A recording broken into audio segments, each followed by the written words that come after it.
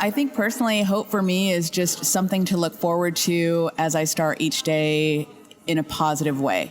So it's something to look forward to when something good is going to happen, whether that good is created by me or whether it comes my way.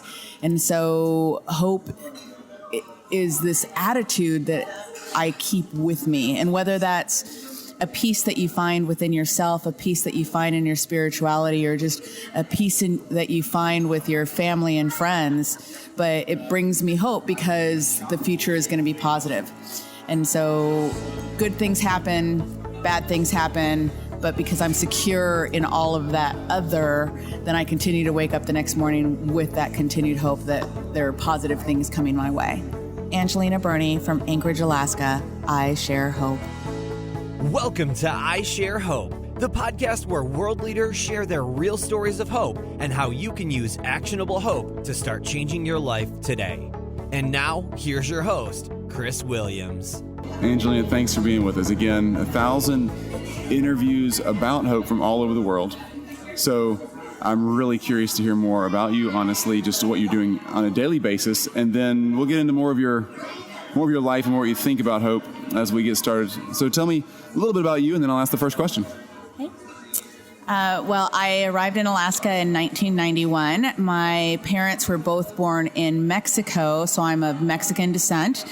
So I was born in New Mexico. I'm first generation American. I was raised there, but what brought me to Alaska in 1991 was that I had married someone in the military. And so we were there in in New Mexico for 3 years before getting orders to Alaska. So like many people in this day, we arrived through the military. So we spent 8 years here stationed at the local Air Force Base here at Elmendorf. And then we also retired out of Eielson Air Force Base. So I've lived not only in Anchorage, but also up in Fairbanks, which is about 450 miles north of here. So experienced both the south central part of Alaska as well as the interior part of Alaska. I've heard that Fairbanks is crazy cold and like way out there in the middle of nowhere. Is that the way it really is? It is crazy cold. And I think what's significant about the crazy cold is it's crazy cold consistently for quite a long time. So we have crazy cold here at times, but it usually is maybe 1 or 2 days. But the thing about Fairbanks is how long the crazy cold can last. So you can have up to, a week to 10 days of 50 below zero temperatures, and that's not unusual. Wow, that's crazy. Wow. Doesn't even compute for me. Okay, so you obviously needed some hope in the cold weather, that's for sure. All right, so let me ask you question number one. So what is your definition or your feelings, beliefs, whatever, what do you think defines hope for you? I think personally, hope for me is just something to look forward to as I start each day in a positive way. So it's something to look forward to when something good is going to happen, whether that good is created by me or whether it comes my way. And so hope is this attitude that I keep with me. And whether that's a peace that you find within yourself, a peace that you find in your spirituality, or just a peace that you find with your family and friends. But it brings me hope because the future is going to be positive. And so good things happen, bad things happen, but because I'm secure in all of that other, then I continue to wake up the next morning with that continued hope that there are positive things coming my way. It's a great answer. Thanks. I love hearing these answers. They're so real, so honest. So thank you. Question 2 is, who's shared the most hope with you in your life? Who's really given a lot to you that's given you any hope that you have today, or at least helped you in that path? Mm-hmm. I will have to say that that's the combination of my parents, most especially my father. My father grew up pretty poor. In New Mexico, we don't have the diversity that we have up here in Alaska. You're almost always either Mexican or African American or white, but not very much else outside of that. So are you from Mexico, or just your parents from Mexico? Give me a little background there. Right. Both my parents were born in Mexico on the border town of Juarez, which is the border town of El Paso, Texas. So we're very, very close. but my father came over to the U.S. when he was 5, so he grew up in the U.S., and then my mother did not grow up in the U.S. She grew up in Mexico and didn't come over to the U.S. until she was 25 when she met and married my father. Wow. So 2 very different experiences for them. My father grew up poor in New Mexico, kind of up in the mountains, and had a really difficult life because of the prejudice that the family experienced. So growing up, I heard stories that he shared with me about the prejudice that was shown to his family from the rich cattle barons that were there in the New Mexico area where they were from, in a place called Alamogordo. So it was a place where banks didn't lend money to Mexicans because of the extreme prejudice. It was a place where they were ostracized. The white kids didn't want to play with the Mexican because Mexican kids were just trash. And so they were not very welcome in school. And because my father came from a family where it was a single mother trying to raise 4 children on her own with very little resources, just like any other time in history, kids were ostracized because they didn't have the good clothes or just the extra money. So based on what he experienced, I think the reason that I feel hope from him is because he didn't want that same life for his children. So he, like very many other immigrants and people that were in the U.S. for the first time, worked very, very hard so that my sister and I never experienced what he experienced. And I think hope for me also goes back to the security and that you're loved. And I recognize that I'm so blessed in that because there are so many people who don't have that. But I don't think I've had a day in my life, and I still have both my parents, that I'm not secure in the fact that I am deeply, deeply loved. Wow. And that's with them. And then I married my husband that I've been married to for 27 years now, and he has been the same for me. So I recognize that security, that peace that I carry with me everywhere I go, that is such a blessing because there's so many other people who don't have that, who are not waking up in the morning in that absolute secure place that I'm deeply, deeply loved. And if there is ever anything that I need support in, I have that. And then as an extension, you move up to a state like Alaska and you move up here with no family. And so then you have to find extensions of your family. So I don't have a father and a mom nearby. They're 5,000 miles away. So your friends become your extension of your family. And for 22 years now, my friends have been my family. And I'm secure that if something ever happens in any way, shape, or form, there are 10 people on my list that I can call. Again, a blessing, because I recognize and I'm grateful because so many people don't have that. Wow, that's a great story of relationships. It really is. On the interviews that we're doing, unfortunately, a lot of the stories don't have strong relationships, and it's really great to hear somebody who has that anchor with very few fractures, even because it's unusual, but it means it can be done. And if we get ahead of it in our own lives with the relationships we can invest in, maybe not the ones from our past, but we've got a new day right now, so let's get going. That's right. It's a great point. Thank you. Okay, Angelina. Question 3. Tell me more of your story. What's back there? What's been going on in your life? When was the time? Like, take us back and paint the picture about what was going on. There was something that was just causing you to lose a lot of hope, or what's been really hard? Because you seem like a really hopeful person the more I talk to you.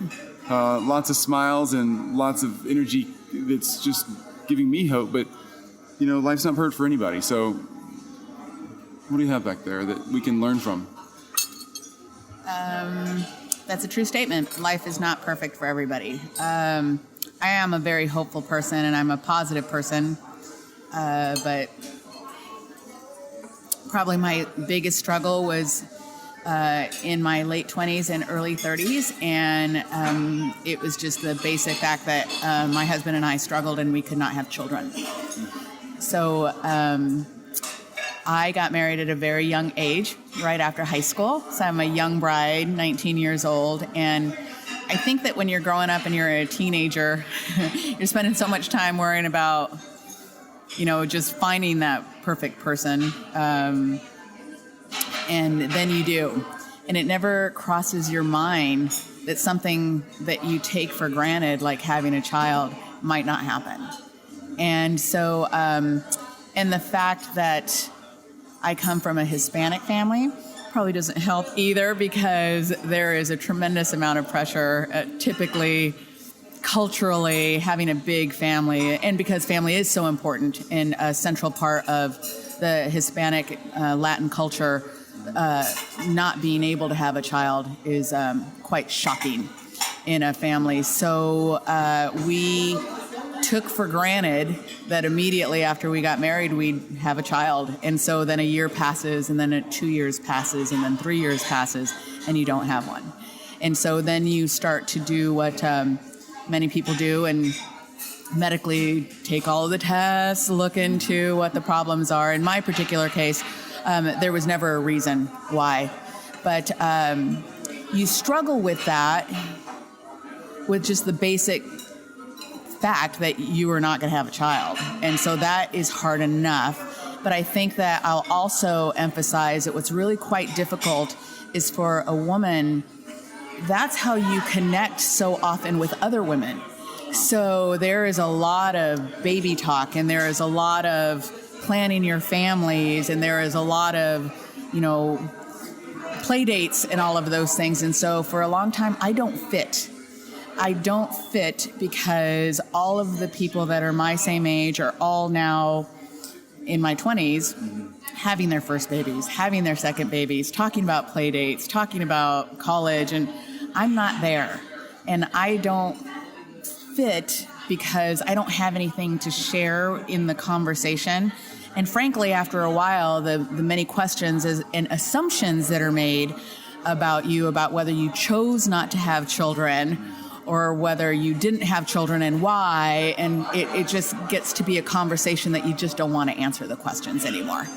And so the other side of that is, as you mentioned, I am a very hopeful person, and I am very blessed in the family that I have. So there's a lot of guilt that comes with that as well, because you're married to a wonderful man who would have been an amazing father. And because he chose me, I've robbed him of that. So that's a really difficult thing to live with. And then you also have a mom and dad who are amazing parents, and who would have been amazing grandparents, but they won't be because I can't give them grandchildren. So now that puts them into that same I don't fit category, because now they're in their 60s and 70s, and everyone's passing around the pictures of the grandbabies and passing around the pictures of some of them now, great grandbabies, and they'll never have that. And so that is a struggle that I had to really work through, because the guilt part of that weighs very heavily on you. So do I release my husband so that he can go find someone else so that he can be a father? I'm Catholic. I have a very deep faith, and you go to church and you ask God to give you a child, the gift of a child, and the years go by and it doesn't happen. And so then you ask, well, what did I do wrong? Why me? And so you go through all of that. It's just an emotional roller coaster. And so I have to wake up in the morning and have to remind myself that I do have all of these other blessings. And what's going to be important for me is to not wallow in my sorrow, and I can do great things and impact other lives, even if they're not my own children. So, but it's tough. It's really tough because, we're getting older now, and my husband, I think, really struggles with the fact that we don't have a child. And now it's the unknown as you get older. There's nobody to take care of us. So when people are talking about as I get older, I'm not going to have someone to go move in with. And I'm not going to have someone to go, sit on the porch with a bundle of grandkids on my lap. And that is something that I will never experience. And I'll never experience with my husband the gift of those children. So we have to plan our lives completely differently than someone that does. So it's an everyday struggle because the guilt sometimes can really get to you. So for me, it's like Shirley says, you find joy and hope in your day-to-day, in song, in relationships, and in family. And you just bless and release that sorrow. And I just have to move past it. It's my sorrow, and I know I'm certainly not the only one. There are so many others, but I just have to get through that. So I think my late 20s and 30s were probably my most challenging, and certainly because that's when most women are, yeah. And then I think after you pass your mid-40s, I think in the back of your head you always had that just maybe the miracle will come and you might just find out that you're pregnant just out of the blue. But once you pass your mid-40s, now the options are no longer there. Physically, you just can't do it. So it's a struggle. Everyone has their story. It's mine. I own it. But I choose not to let it own me. I've never heard that succinctly from somebody who wanted to be a mom. And many of us know somebody, maybe a bunch of people who couldn't have kids, but so many people do. It's just you don't keep it at the forefront of your mind because it's not your everyday norm, But that issue, along with so many others, that you don't know what somebody in the next cubicle over, or riding on the subway with you, or your next door neighbor. You don't know what's going on in their life, because that stuff's pretty quiet. You don't just go blabbing that stuff around. Those are real deep issues, and I'm impressed with your bravery, and I'm impressed with what you said there at the end, that it's your issue and you own it. And I know you don't mean your fault, but it's your issue and you own it in the sense that it's your story. It's what you're working with. And I don't know how often you share that story, but I promise you there are a bunch of people who are going to be thankful that you shared your story today. And you're so good at sharing that. I know it's hard, but I would share it. I'm sure you have comforted a lot of the people who've already gone before you, but you got to be ready to share it when it's time. You'll know when it's time, you know when it's not. Thank you. Thank you. Sounds like you've got a phenomenal family around you, who I'm sure your mom and dad and perfect husband are not all perfect people and haven't had perfect lives either. So they probably have their own stuff that you get to support them in. And obviously you got a heart for it because you know what it's like to be supported. Sweet. Thank you. Angelina, question 4. What are you doing today to share hope with others, or growing in hope yourself? But give us some just real life examples that you're working through, that you're doing for you or for somebody else, just in the line of hope. One of the things that I really enjoy about Anchorage, and one of the reasons I got involved in the project with Vivian and Shirley May, is I love the diversity of Anchorage. As I mentioned before, in New Mexico, there's some diversity, but pretty limited, and especially where I was from in Alamogordo, where you're right next to the Mexican border. And so really the overwhelming group of people that you'll interact with are people of your own cultural background, which are Hispanics. So I came to Anchorage, and it's such a unique place because it took me coming to Alaska to have the opportunity to meet people from all over the world. And there are 27 Spanish-speaking countries that are represented here in Anchorage, which is amazing. So I came to Alaska to actually meet people from other Latin American countries, which is so very cool. And then there's the great diversity from just all over. And so early on, when I moved here in 91, I was working for a bank, and one of the first things that they were doing was outreach to the Hispanic community. So I ended up doing a lot of volunteering for the bank at the time. Well, that kind of led me to just community volunteering as a whole. And I really enjoy that. So I'm I guess what a lot of people would call a joiner.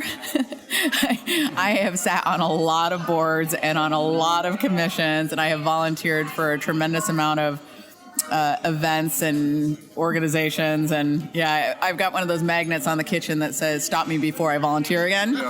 Yeah, and these two would be able to relate. So, but I find joy in that. And I won't be able to do something for my own family, but my community is my family now. So if I can leave a positive stamp on my community. The other thing outside of just my nonprofit volunteer work, I'm pretty passionate about civic engagement. And so I got involved in politics in '97. And so I've run quite a few political campaigns, and I serve and advise on political campaigns. And again, it's because I care about this community. And so I want people to engage, and I support people who I think have the same vision for this community than I do. So, and I enjoy it because again, it's people working together to just make this a better place to live. And so I would say that besides the family time and the service to your church and the service to your friends and family, the service to your community is very important. So that makes me hopeful. And I hope that, 20 years from now or 40 years from now, I can look back and say, my impact, my legacy was that I left this place a better place in what I was involved in. And now you're working for a senator here in Alaska, right? I do. Who's the senator? It's our senior senator. Her name is U.S. Senator Lisa Murkowski. She's the chair of the Energy and Natural Resources Committee, and she's been a U.S. senator since 2002. I would say you're very involved in politics. And obviously, if you're working for her, then, she's got to be a great person, but she's obviously, the two of you are able, and your whole team, obviously it's a large team, but are able to bring a lot of hope. That's such a practical way. Politics is such a practical way. I'm not very political. Never volunteered for anything political. Maybe I should sometime. It sounds like something I don't quite understand how it works yet. I think I should. I do vote, but it's hard to figure it all out. So, but it's a practical way to really get in the community and affect real change. She's getting to really bring change to a state. That's incredible. That's amazing. And you're getting to bring so much change to your community and so much hope. And, something that comes up a lot is the sharing of hope in a community. That comes up all the time in these conversations, and it's so obvious that if we don't share hope, that it grows stagnant. We stagnate. It's like a sponge that sits on the kitchen counter or in a dark spot in the shower corner. You know how it gets. They just get mildewy and nasty, and it may have a lot of water, which we'll use as our little analogy. That may be the hope that it has, but if it's not giving that hope back out and getting recycled constantly, then it gets to be a really nasty sponge or a nasty old rag. And you are sharing so much hope and recycling hope in a way. And every time you do it, it spreads. I think that's really cool. Thanks. So, Angelina, question 5 is how can you teach me and the people that are listening with me, so many friends that I have here with the I Share Hope Project, how can we learn to grow in hope personally or to share hope with somebody else? What are the simple steps? I think something that I try and do that I think people remember is the simple gift of a smile. A smile brings so much, and you just have to start to force yourself to smile if it's not something that's comfortable for you. But I think that the more that you try it and get out of that frown that you have on your face, it seems so simplistic, but just smile. And I really think that it makes a huge difference when you wake up in the morning and just smile and give yourself that gift. And then when you do that with the people that you surround yourself with, that's a gift as well. And then you think about all of those quotes, Maya Angelou and many others, about how they won't remember anything else other than the way that you made them feel. So, like Shirley, you say thank you when it's warranted, and you reach out maybe when they least expect it, just to check on them and just let people know that you're thinking of them. And those simple, small kindnesses go a long, long way. And, I've learned at this table tonight things about my friends that I would not have known, and I would have liked to have known, so I could have reached out and said, I'm thinking about you today. I'm here for you if you need me. So you may not know what's going on in your neighbor's life or your best friend's life or your acquaintance's life. So a little card in the mail, a little phone call, a little text these days, just to say, I'm thinking of you and I'm here for you. Very simple and a great Maya Angelou quote. I wish I could recite the quote right now, but so smiling is so important. That's not the Maya Angelou part, but that is important because it makes that physical change in you makes an emotional change. I don't know how it works. And yeah, you can fake a smile. If you're just crying your eyes out someday and somebody walks into the office that's not super close to you, it's not the same smile. We're talking make yourself really smile, and then doing that with somebody else, it just really works. And if you need to be tickled, or if you need to watch a funny sitcom, or read the funny papers, or just watch kids that in the neighborhood playing and doing something completely stupid in front of your house, or reading the newspaper about people who do stuff completely stupid in your community. Laugh. It's okay. You're not making fun of them. Just laugh because you need to. But then that Maya Angelou part with people really won't remember much about you other than how you make them feel. You've just listened to I Share Hope. If you're ready to make a change, head to our website at isharehope.com and claim your free copy of the Top 10 Actions of Hope from World Leaders to use hope in your own life. Thanks for listening, and we'll talk to you next time.